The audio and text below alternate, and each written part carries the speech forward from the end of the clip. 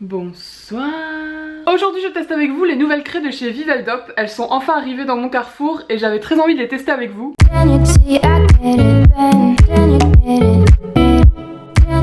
On en a notamment entendu parler grâce à Caroline et Safia, Little G Beauty et Sananas car elles sont les prochaines égéries de ce produit. Donc j'en ai acheté que 2 sur les 4 parce que déjà ça vaut 9,90€ et parce que les autres couleurs m'intéressaient moins. Ce vert m'intéresse beaucoup parce qu'on le voit pas souvent en shulk et le rose c'est parce que comme j'ai beaucoup de craies roses, j'aimerais après faire un test avec plein de marques différentes. Donc on commence tout de suite avec le vert que j'ai très hâte d'essayer. La couleur est super jolie sur la mannequin, j'espère que ça va rendre pareil sur moi. Donc c'est parti. Putain, je suis une mongole avec les emballages, c'est un truc de fou. Allez, on sort. Voilà. Donc 1, frottez la craie sur vos cheveux. Ok. Donc je vais quand même au préalable mettre une petite serviette histoire d'éviter le carnage sur mon t-shirt. Dans les vlogs des filles, les coiffeurs faisaient comme ça. Donc tu coinces avec ton pouce et hop. Ça me semble pas mal. Donc il y a plein de chutes, mais ça comme à chaque fois, hein. Avec toutes les autres craies ça fait des chutes, c'est normal.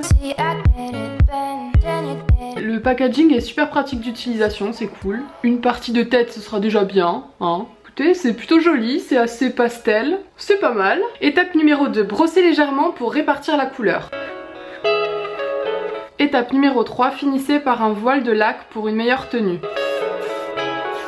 Mais surtout accentuer aux endroits qui vont beaucoup frotter le dessous des cheveux, qui frottent sur les épaules, etc. Écoutez, je suis plutôt contente. Bon, du coup je suis allée voir la couleur face à mon miroir, elle est plutôt jolie. Par contre je pense que quand on est blonde platine comme moi, il faut éviter de le faire sur toute la tête parce qu'on aura vite l'impression qu'on s'est juste chié son blond, qu'il a viré au vert. Comme c'est assez clair, assez pastel, ça peut vite faire je me suis gourée, je me suis plantée. Le rendu est vraiment pas mal par rapport à d'autres hairstyles que j'ai pu essayer. J'estime que l'utilisation de ces produits c'est pour des soirées ou des festivals, etc. Donc c'est quelque chose qu'on garde quelques heures. Du coup je vais me balader, faire mes trucs pendant 2-3 heures et puis je reviendrai pour voir si ça a tenu ou pas. A tout à l'heure.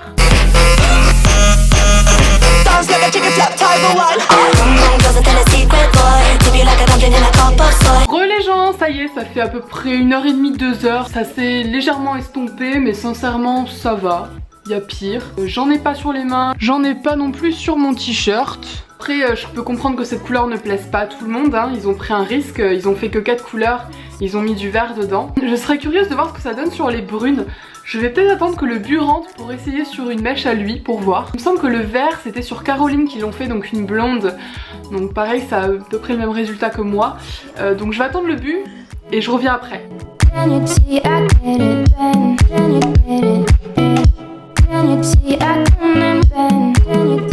Comme vous avez pu le constater, sur les brins c'est pas hyper concluant, ça se voit pas beaucoup, on dirait plus qu'il a les cheveux blancs qu'autre chose, donc c'est pas top. Et pour les blondes c'est plutôt joli, mais faut faire attention aux côtés, j'ai trop abusé de la piscine et j'ai plein de chlore dans mes cheveux, ça fait vert. Par contre si on oublie la couleur, le produit en lui-même, bon il tient plus ou moins bien, et la texture du cheveu est plutôt cool par rapport à d'autres hairstyles que j'ai pu tester. J'espère que cette petite revue vous a plu. Si vous voulez que je vous fasse une revue comparative de la craie rose avec une craie de chez H&M, la craie de chez Nocibé et la craie de chez Claire, dites-le moi dans les commentaires. En attendant, je vous fais de gros bisous et je vous dis à très vite pour la prochaine vidéo. Salut!